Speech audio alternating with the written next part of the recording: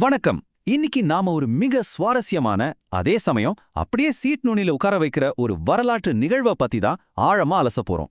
இது ஏதோ சாதாரண பழங்கால கதை கிடையாதுங்க. கிமு 1013ல வறண்ட யூதேய வனாந்தரத்துல நடந்த ஒரு நிஜமான வாழ்வா சாவா போராட்டம். இதுல மறைஞ்சிருக்கிற ராஜதந்திரம், மனித உளவியல், அப்புறம் அவங்க வச்ச சட்ட ரீதியான வாதங்கள் எல்லாமே இன்னைக்கு நாம கத்துக்க வேண்டிய ஒரு முழுமையான பாடம்னு சொல்லலாம். ஒரு சாதாரண நிகழ்வுக்கு பின்னாடி எவ்ளோ பெரிய அறிவியலும் வரலாறும் இருக்குன்னு இன்னைக்கு நாம தெரிஞ்சுக்க போறோம். தயாரா இருக்கீங்களா? வாங்க உள்ள போலாம். சரி, இப்போ நாம நேரா விஷயத்துக்கு வருவோம். ஒரு நிமிஷம் இத கற்பனை பண்ணி பாருங்க. ஒரு மிகப்பெரிய படுகொலை நடக்க போகுது. ஆயுதம் ஏந்தி 400 வீரர்களை கொண்ட ஒரு ஆவேசமான படை தாக்க வருது. ஆனா இதை எந்த ஆயுதமும் இல்லாத ஒரே ஒரு பெண் தடுத்து நிறுத்துறாங்க. அது எப்படி சாத்தியம்? கேட்கறதுக்கே நம்ப முடியாத ஒரு ஹாலிவுட் படத்தோட கிளைமேக்ஸ் மாதிரி இருக்குல்ல. ஆனா இது உண்மையிலேயே நடந்த ஒரு வரலாற்று நிகழ்வு. இந்த அசாத்தியமான செயலை அந்த பெண் எப்படி செஞ்சாங்கன்னு புரிஞ்சுக்க நம்ம முதல்ல இந்த பிரச்சனையோட ஆணிவேர ஆராயணும். இந்த பிரச்சனைய முழுசா புரிஞ்சிக்க நாம இத ஒரு போர்வீரனுக்கும் ஒரு முட்டாளுக்கும் இடையிலான கதை அப்படிங்கிற கோணத்துல பார்க்கணும். பழங்கால வரலாற்று ஆசிரியர் ஃபிளாவியஸ் ஜோசிபஸ் கணவன் மனைவியான இந்த இரண்டு கதாபாத்திரங்களை முற்றிலும் நேர்மாறானவங்களா விவரிக்கிறாரு. நாபால் இவன் ரொம்ப கொடூரமானவன், மோசமானவன், யாருக்கும் நன்றி இல்லாதவன். ஆனா அவனோட மனைவி அபிகாயில் இருக்கால, அவ ரொம்ப நல்லொழுக்கம் உள்ளவள், அதிபுத்திசாலி, விவேகமானவள், அதோட ரொம்ப அழகானவளும் கூட. இந்த இரு துருவங்களுக்கு நடுவுல தான் அந்த மாபெரும் வரலாற்று நிகழ்வு அரங்கேறப் போகுது. நாபால் இந்த பேருக்கு எபிரேய மொழியில என்ன அர்த்தம் தெரியுமா? முட்டாள்தனம் அல்லது அறிவீனம். நிஜமாவே அவனோட பேருக்கு ஏத்த மாதிரி தான் அவனோட செயல்களும் ரொம்ப முட்டாள்தனமா இருந்துச்சு. டேவிடோட ஆட்கள் நாபாலின் ஆடுகளையும் மந்தைகளையும் பல மாசங்களா காடுகள்ல பாதுகாத்துட்டு வந்தாங்க. ஆடுகளுக்கு முடிவெற்ற ஒரு பண்டிகை காலத்துல டேவிட் தன்னோட ஆட்களுக்கு வழக்கமாக கொடுக்கப்படுற ஒரு சின்ன உதவிய நாபாலிடம் ரொம்ப மரியாதையா கேட்டா. ஆனா அந்த பணக்கார முட்டாளான நாபால் ரொம்ப திமிராக பேசி டேவிட்டை அசிங்கப்படுத்தி திருப்பி அனுப்பிட்டான். ஜோசிபஸ் சொல்ற மாதிரி அவன் ஒரு இரக்கமற்ற வாழ்க்கையை வாழ்ந்தவன். நாபாலின் இந்த ஒரு முட்டாள்தனமான செயலால ஏற்பட்ட விபரீதம் எவ்வளோ பெருசு தெரியுமா? 400. நாபாலின் அவமதிப்பை கேட்ட டேவிட் கடுமையான கோபத்துக்கு ஆளாகிறார். உடனே தன்னோட 400 வீரர்களை அவங்களோட பட்டயங்களோடு ஒன்று திரட்டுகிறார். நாபாலின் வீட்ல ஒரு ஆண்மகனை கூட இன்னைக்கு இரவுக்குள்ள உயிரோட விடமாட்டேன்னு ரொம்ப ஆவேசமா சபதம் எடுக்கிறார். ஒரு மிகப்பெரிய படுகொலைக்கு தயாராகி 400 பேர் கொண்ட அந்த கொலைப்படை நாபாலின் வீட்டை நோக்கி அணிவகுத்து செல்ல ஆரம்பிக்குது. நிலைமை கைமீறி போயிட்டு இருக்கு. ஆனா இந்த செய்தி ரொம்ப அவசரமாக அபிகாயிலின் காதுகளுக்கு வருது. இப்போ அவ எப்படி செயல்படுறான்னு மட்டும் பாருங்க. அவ கொஞ்சம் கூட பதற்றப்படல, போய் அந்த முட்டாள் கணவன்கிட்ட சண்டையும் போடல. மிக விரைவா, யாருக்கும் தெரியாம ரகசியமா ஒரு பெரிய உணவு பட்டாளத்தையே ரெடி பண்றா. 200 அப்பங்கள், திராட்சை ரசம், சமைத்த ஆடுகள், அத்திப்பழ அடைகள்னு எல்லாவற்றையும் கழுதைகள் மேல ஏத்திக்கிட்டு டேவிட்டின் படையை இடைமறிக்க போறா.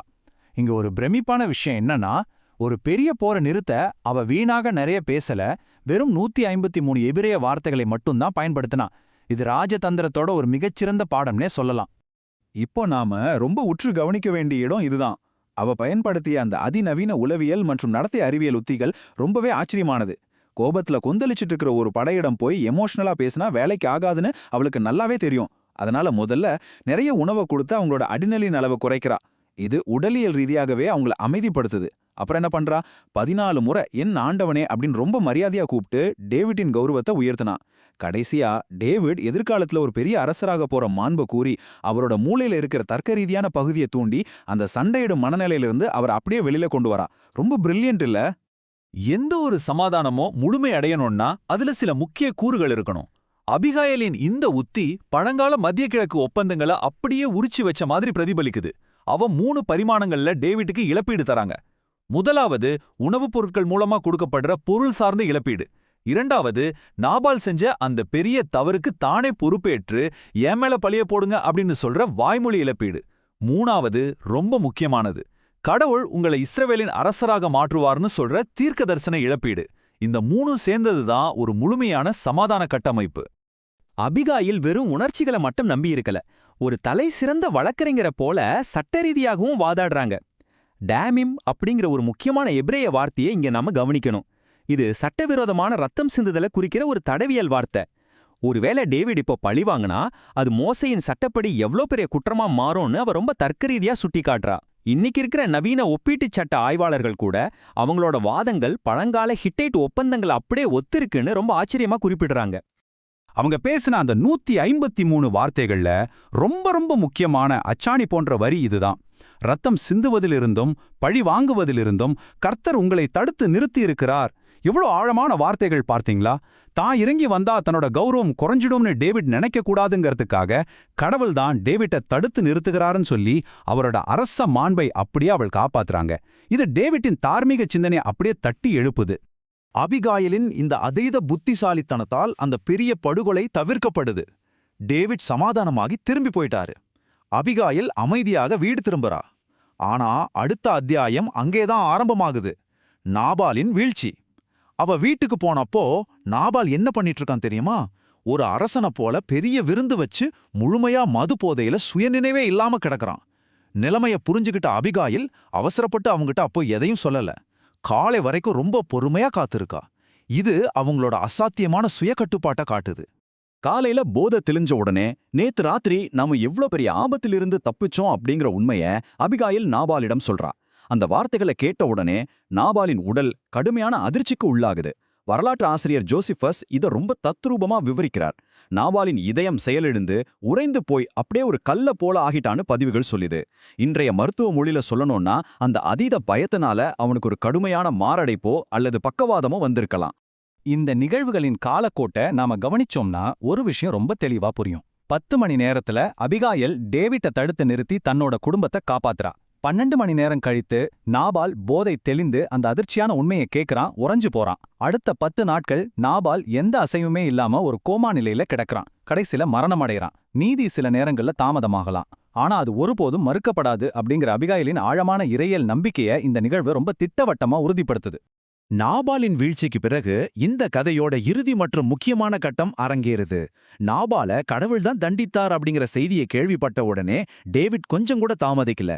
அபிகாயிலின் அறிவாற்றலையும் அவங்களோட விவேகத்தையும் ஏற்கனவே நேர்ல பார்த்து வியந்த டேவிட் உடனடியாக தன்னோட தூதர்களை அனுப்பி அபிகாயிலை திருமணம் செய்து கொள்ள விருப்பம் தெரிவிக்கிறார். இப்போ ஒரு முக்கியமான கேள்வி, அபிகாயில் ஏன் இதுக்கு சம்மதிக்கணும்? அவங்க எந்த நிர்பந்தமும் இல்லாம தன்னோட முழு சம்மதத்தை தெரிவிக்கிறாங்க.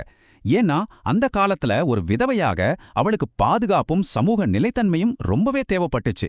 நாபால் மூலமா அவளுக்கு குழந்தைகள் இல்லாததுனால மறுமணம் செய்து கொள்ள அவளுக்கு முழுமையான சட்டப்பூர்வ சுதந்திரமும் இருந்துச்சு. அது மட்டும் இல்லாம கடவுளால் தேர்ந்தெடுக்கப்பட்ட ஒரு வருங்கால அரசரோடு இணைவது அவளோட பரந்த சொத்துக்களை பாதுகாப்பதோடு மட்டும் நிக்காம டேவிட்டின் அரசியல் அடித்தளத்தையும் ரொம்பவே வலுப்படுத்துச்சு. இது எமோஷனலான முடிவில்ல, ரொம்பவே அறிவுபூர்வமான முடிவு. இதேதோ வெறும் இலக்கிய கதை மட்டுமில்ல, அகழ்வாராய்ச்சி சான்றுகளும் இதை உறுதிப்படுத்துது. கிமு 15ஆம் நூற்றாண்டைச் சேர்ந்த பழங்கால நூசி மாத்திரைகள், நூசி டேப்லெட்ஸ் பத்தி கேள்விப்பட்டிருக்கீங்களா? அந்த காலத்துல சொத்துக்களை பாதுகாத்துக் கொள்ளவும் சமூகத்துல நிலைத்திருக்கவும் செல்வாக்குமிக்க விதவைகள் எப்படி பாதுகாப்பான மறுமணம் செய்து கொண்டார்கள் அப்படிங்கறத அந்த மாத்திரைகள் உறுதிப்படுத்துது. அதனால அபிகாயலின் முடிவு ஒரு மிகச்சிறந்த உயிர் வாழும் உத்தியாகவும் அதே சமயம் வரலாற்று நடைமுறைகளுக்கு உட்பட்ட ஒன்றாகவும் இருந்துச்சு அப்படிங்கிறது இதிலிருந்து ரொம்ப தெளிவா நிரூபணமாகுது. இந்த வரலாற்று அலசலை நிறைவு செய்யும் முன்னாடி நாம எல்லாரும் சிந்திக்க வேண்டிய ஒரு ஆழமான கேள்வி இருக்கு. ஒரே ஒரு பெண்ணோட விவேகமான கட்டமைக்கப்பட்ட உரையாடல் ஒரு மிகப்பெரிய படுகொலையை தடுத்து ஒரு சாம்ராஜ்யத்தின் எதிர்கால போக்கே மாற்ற முடிந்தது அப்படின்னா கொஞ்சம் யோசிச்சு பாருங்க. இன்னைக்கு நம்மளோட வாழ்வில, நமது அலுவலகங்கள்ல, வீடுகள்ல நாம பயன்படுத்துற நிதானமான மற்றும் தர்க்கரீதியான வார்த்தைகள் எந்தெந்த மோதல்களை தீர்க்கும்? அபிகாயிலின் இந்த ராஜதந்திரம் காலங்களை கடந்து இன்னைக்கும் நமக்கு ஒரு மிகச்சிறந்த பாடமா இருக்கு. சிந்தித்து பாருங்க. இந்த சுவாரஸ்யமான வரலாற்று பயணத்துல என்னோட இணைந்ததற்கு ரொம்ப நன்றி.